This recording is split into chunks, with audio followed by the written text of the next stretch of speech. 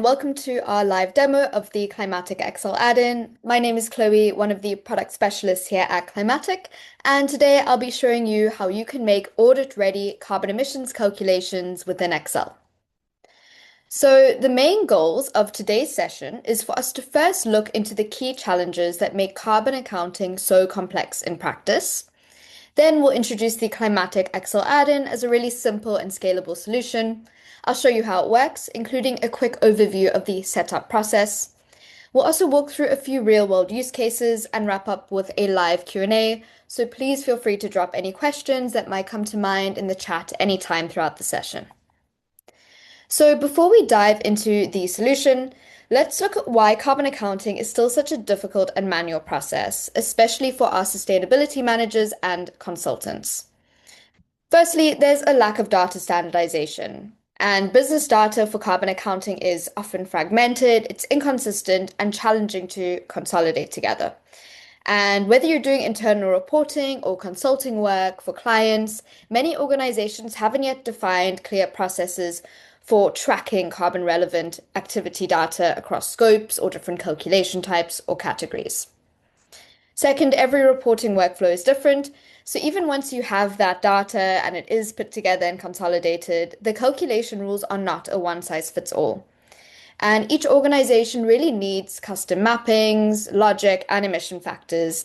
And traditional tools on the market often fall apart under that kind of complexity. And an out-of-the-box solution won't meet all of your needs, so you really need to aim for flexibility and customization. Third, tools need to be easily accessible to any type of user, ideally something familiar and widely used. And we understand that not all teams have in-house development resources for a custom solution, and many existing tools require some heavy technical knowledge or maybe longer integration times. And this is exactly why Excel is still the go-to for carbon accounting, as it's really a familiar interface, regardless of your role or company. And lastly, one of the biggest challenges is the ongoing effort to source, map, and maintain emission factors. Sustainability teams still spend hours hunting online, for example, for data across different databases and papers and spreadsheets, and then still need to manually map this data to business activities. And on top of that, you need to manage updates, you have to ensure accuracy and apply the right methodologies. And this becomes really time consuming, error prone, and slows you down. So we've had a look at the common challenges. Let's shift to how the Climatiq Excel add-in helps with solving them. So firstly, it's completely no code. That means that you don't need any developer support or technical integrations. It works right within Excel, so everyone on your team can utilize the add-in without any extensive onboarding or technical hurdles. Second, it's transparent and traceable, so every calculation output comes with full metadata. This is the source of the emission factor, the region, the year, the full methodology used, and more. And this makes the results audit ready and ensures full traceability. All your business data, emission factors, CO2 equivalent outputs, and audit trails will live in one place. And this centralization really just reduces fragmentation and manual coordination across systems. We also provide a certified methodology, so calculations follow the GHG protocol best practices and are developed by our in-house carbon specialists, so you can confidently trust the result for reporting and decision making. The add-in also connects directly to over 920,000 emission factors that are kept up to date across global data sets, and you can access them with a single function within Excel. There's no need to manually search for them online or try collate your own makeshift database of factors. And finally, the setup is as straightforward as installing the add-in from the official Microsoft App Source store. And within a few moments, you can begin running real carbon calculations. I'll show you how we do this in a couple of minutes. Just going to our data. In terms of the actual emission factors used for the calculations, as mentioned, we have 920,000 emission factors from 129 different data sets. These cover over 300 regions and 16 economic sectors and have been vetted and normalized by our carbon accountants and data engineering team. And we also support over 140 different field types and over 120 currencies at present. So really, regardless of the industry that you're in or which scopes you're looking to report on, we typically have that coverage. So how does the add-in work? Essentially, you will have your business activity data in your Excel file, and you'll pass this data to our calculation engine via an Excel formula. We will then do all of the heavy lifting of supplying the vetted emission factors, the matching of the emission factors to your business data, as well as the computations, which are all GHG protocol and ISO 14067 compliant and 83 compliant. We then return your carbon emissions in kilograms of CO2 equivalent in your Excel file, along with some audit trail data for transparency. And from there, it's totally up to you. You can decide if you want to maybe model the carbon outputs in a graph or create some reports independently. And an important thing for me to add here is that we use a piece of software called a stateless REST API for the calculations, which means that none of your data is being stored whatsoever. So here's a quick diagram to help you understand at a high level the different calculators or Excel formulas that we have available. So for each scope and subcategory, we have a dedicated method for tackling the calculations or that specific use case. For example, for scopes 3.1 and 3.2, we have a specialized procurement calculator, or maybe if you're interested in scope 1 fuel combustion, we built an energy calculator. So today we won't go into all of the scopes, unfortunately, but we will hone in on three common use cases, that being air travel, intermodal freight, and fuel. So in the example of air travel, we calculate emissions under scope 3.6 and 3.7 using UK government data. You would simply need your departure and destination points. This can be in the form of addresses, IATA codes, coordinates, UN low codes, whatever you'd like. Optionally, you can add your flight class and year. And from there, we use the Great Circle Distance method and factor in any radiator forcing indexes and routing variations. And your output would include emissions, your travel distance, and a breakdown of the direct versus indirect emissions.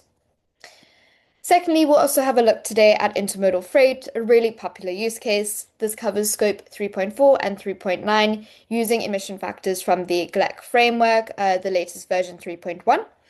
So you would provide the shipment start and end points, the transport mode, the cargo weight, and Climatiq will handle that routing, the conversions, and operational phases.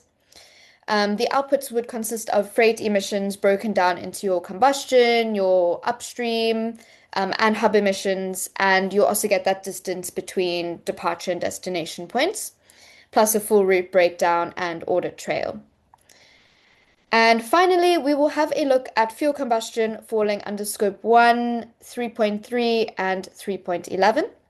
So the main sources used in these type of calculations would be from the IEA, EPA, and AIB, and with a few inputs such as the type of fuel combusted, the amount and unit, you will get outputs including the emissions from fuel combustion, the well-to-tank components, the T&D, the biogenic, and so forth. And finally, as a bonus feature, I will also demo the autopilot formula, which specializes in emission factor matching across all the GHG scopes. So autopilot uses an AI model to interpret unstructured input data, for example, pulled from invoice items, bills of materials, product descriptions, and so forth. It then automatically maps your emission factors to that data, eliminating any sort of manual pre-processing, and then performs the calculations, providing a detailed audit trail for transparency. And it's especially powerful, for example, if you have niche component parts, maybe chemical compounds, or when your data includes brand names instead of standard product categories. And it also handles multi-language translation. So whichever language your data is in, the autopilot can handle that. So that's an overview of what we're going to be looking at today. I'm going to just swap over to my browser. In the meanwhile, you are welcome to open up climatiq.io, and I'm going to show you how we get set up. So let me share my browser quickly, and I'm going to show you the installation process.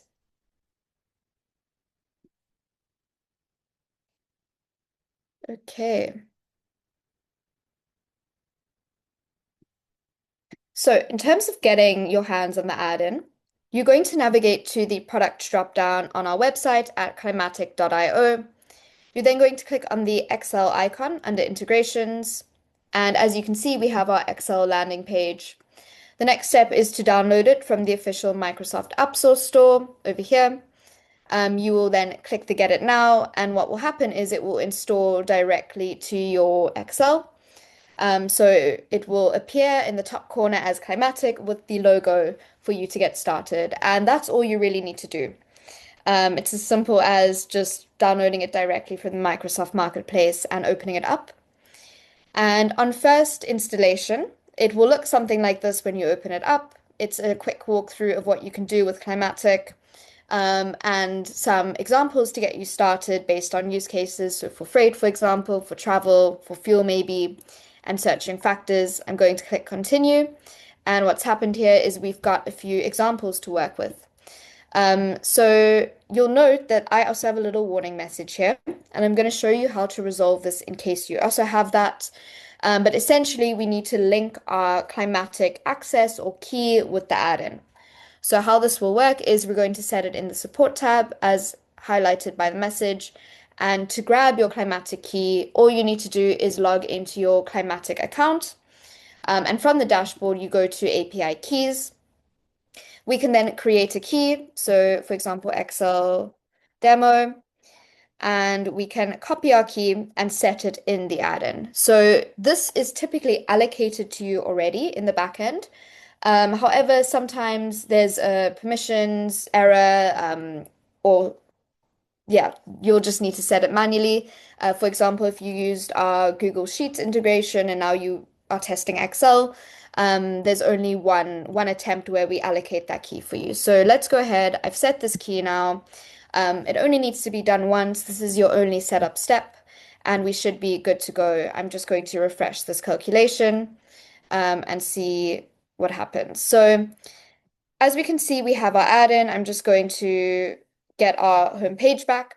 We have a Start Calculating tab, which is just a quick overview of exploring this example. I'm going to show you how that's sort of done live, but essentially how it works is we always have some inputs. As mentioned, for example, for freight, your starting, your destination, the mode of travel, and so forth. We then pass these inputs to a dedicated formula, in this case, the intermodal freight formula. It then processes it, applies all of the methodology, the correct emission factors in the background, and we get our CO2 equivalent outputs.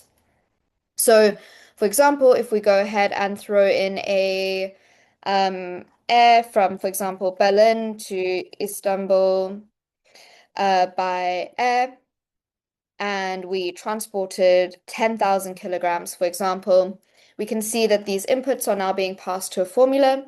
It's processing, and we have some outputs.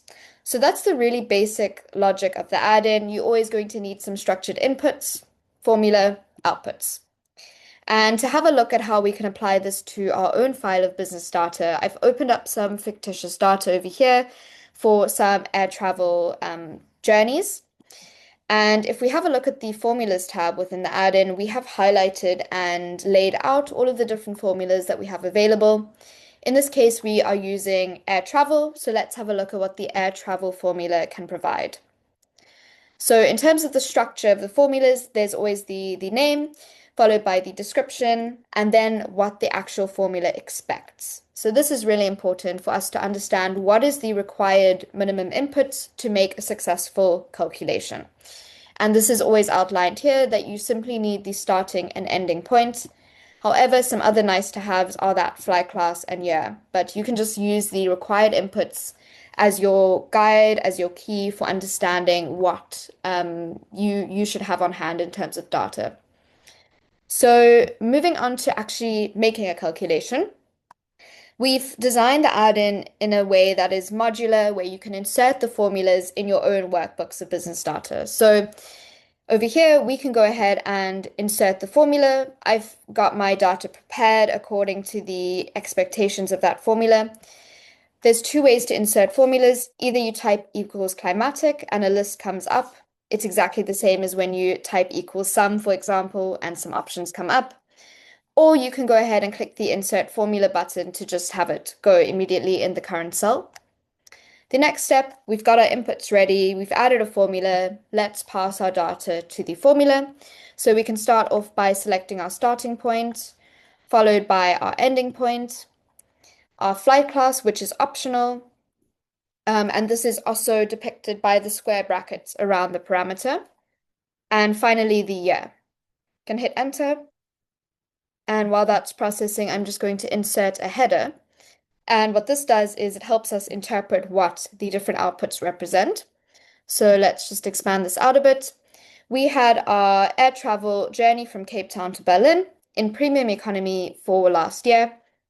And the formula has returned to us our overall CO2 equivalent value, our distance between Cape Town and Berlin, our emissions from the combustion of the fuel itself, so our direct emissions versus our indirect emissions, followed by the exact emission factors that were used to make the calculation possible. So in this case, we could see that it selected automatically a factor for international long-haul flights for premium economy, since this is what we inputted as the flight class, with radiator forcing applied. So to do this at scale, we can simply pull down on the formula and we get our outputs for all of our journeys. If we changed up one of the inputs, for example, this is going to be standard economy, but if we change this to first class, we will note that these emissions are going to go up quite heavily because it's just more carbon intensive to fly first class, for example. Yes, so this is how you can calculate your air travel journeys using the add-in. Moving on to fuel. So if we have a look at the fuel formula as some guidance, we have our sort of required inputs, that being the fuel type being combusted. So what is being combusted, how much of it, and what is the unit. Additionally, if you'd like, you can add the region and the year for extra details. Of course, if you have this on hand, that's ideal because more granular data means more accurate outputs. So what I have here is I've laid out a table. I've just sort of restructured my data according to these inputs. You will notice, however, that the fuel type looks a bit different. And what's happening here is I'm using the Climatiq fuel codes to make it possible to interpret the different fuel types. So if we go ahead to the template section and insert the energy template, we will see that there is an energy guide which outlines all of the supported fuel types as well as the associated codes that you can input into the fuel formula to make the calculations. So if you're using any of our energy formulas, which would consist of the fuel, electricity, or heat and steam, this would be sort of your cheat sheet or guidance to follow for which fuels are accepted. Similarly, for energy calculations, electricity specifically within energy, we also have supplier codes if you're in the region of Great Britain or in the US. So you're welcome to use that, and we will use the exact factors and values from those suppliers. So what's happening here is I've just gone ahead and, for example, maybe you will just have biogenic diesel. I've now mapped that to the Climatiq fuel code using the energy table. So that's just one refactoring point that's required for using the fuel formula. Otherwise, the next step is the amount and the units. And as we can see, those are the only required inputs. The rest are optional for region and year. So let's go ahead and make a calculation. We're going to insert our formula. It's time to select our fuel type, our amount, our unit, region, and year.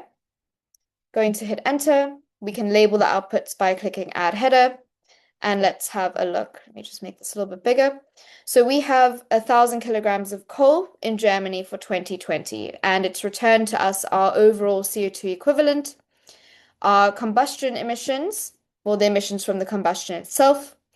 In this case, biogenic set to 0 because coal is not a biogenic fuel type. And then we also have our well to tank component. So the sum of this well to tank plus the emissions from the combustion will give us our overall CO2 equivalent.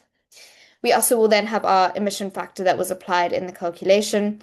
And in this case, we actually have a notices because we at present did not have an emission factor that matched Germany for 2020 for coal in kilograms. So it used the next best option, and that is a UK factor, which is totally acceptable too.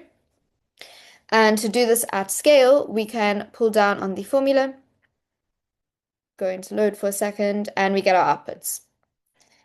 So just make sure to use that energy guide. You can find that in the template section when making the calculations. Next up is freight. Similar situation. Let's have a look at our formula. We have a lot of options for the inputs for freight. So this is your start and end, the mode, the weight unit. And then optionally, do you want the route to be direct or not? So do you want to add pre and post legs or not? And then vehicle details, you can also add, this is going to be like your vehicle type, what fuel is it combusting, what is the tonnage, and so forth. So you can get really granular with our freight formula. We're going to keep it a bit simple today and go ahead and insert our formula. We can now start entering our data as usual. So we have our starting point in Hamburg. It's just going to take the central point because we haven't given an exact address, but you're welcome to make it as granular as possible. Followed by the mode, the weight unit in kilograms. And I've set direct to false now, which is essentially saying, no, I do not want a direct route between Hamburg and Madrid. I would like the pre and post legs. So we're going to see some road legs in the outputs. And vehicle details, we're going to leave blank.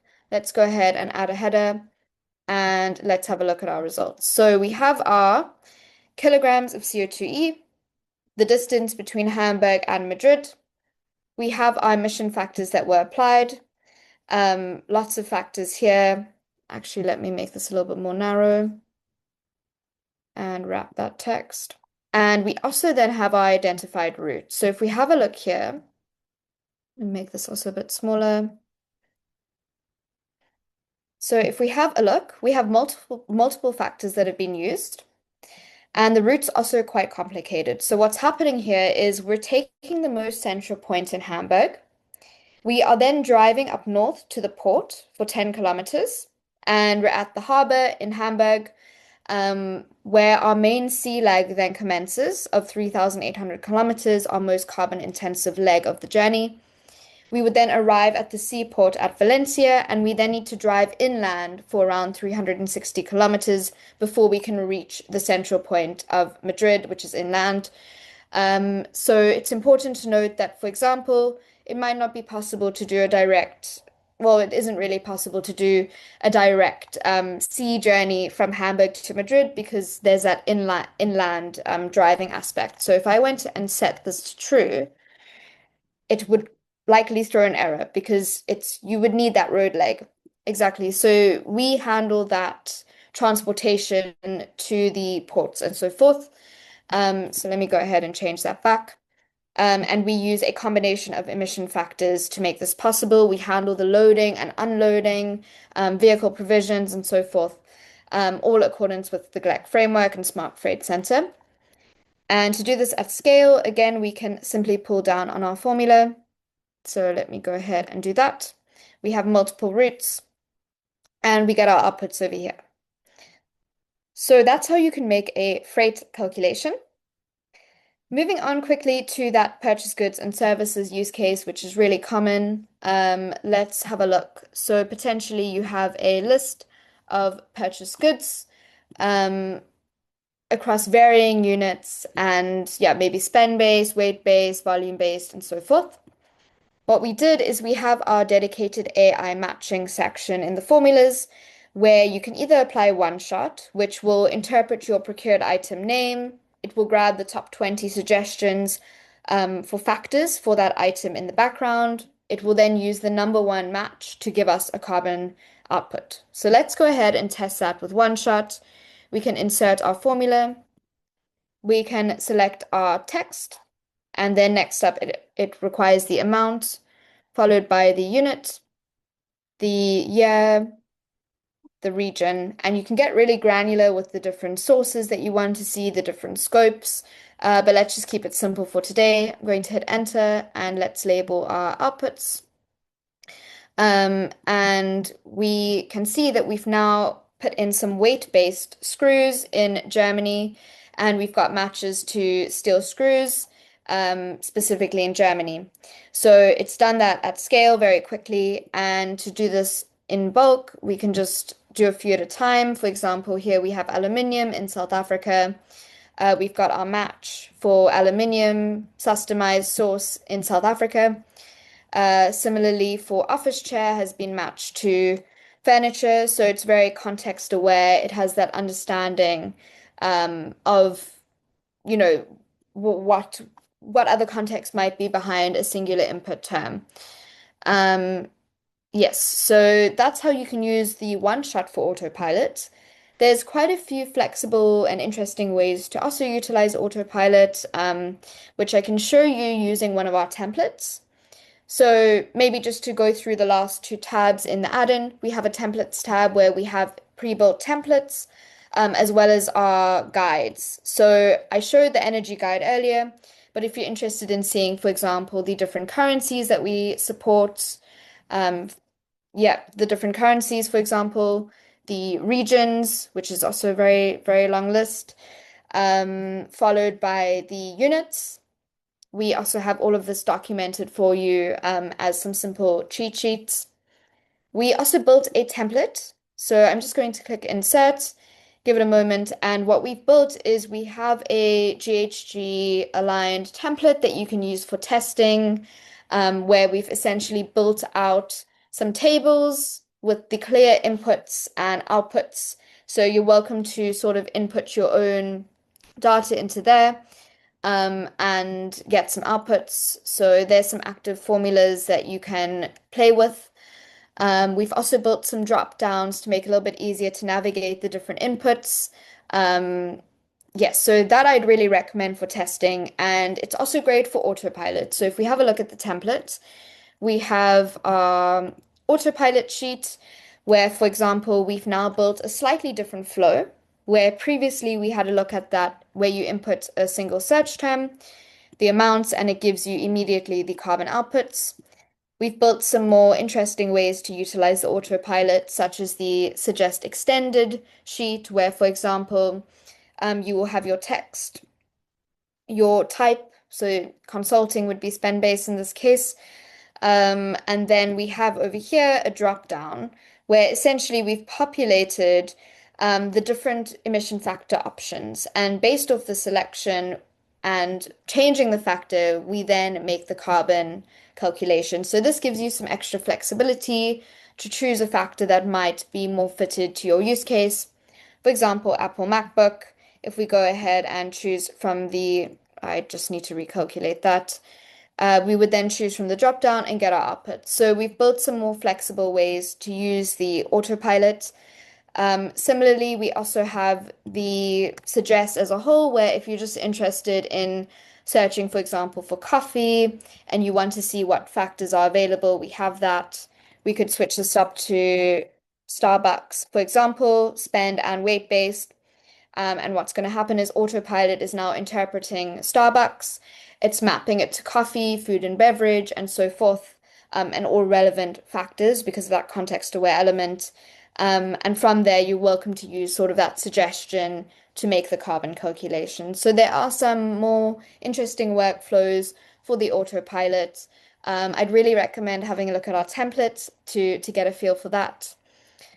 In the template, we also cover use cases such as procurement by different classification codes, fuel combustion, electricity.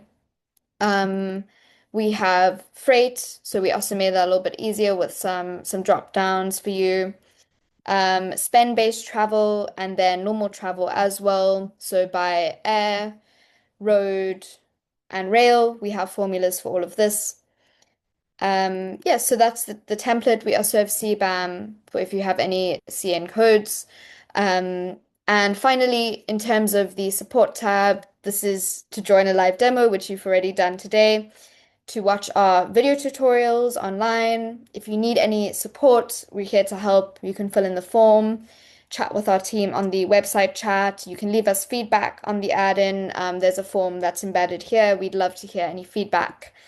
And yes, any FAQs and documentation. And just as a reminder, if you see that warning message, feel free to set your key in the support tab at the bottom here.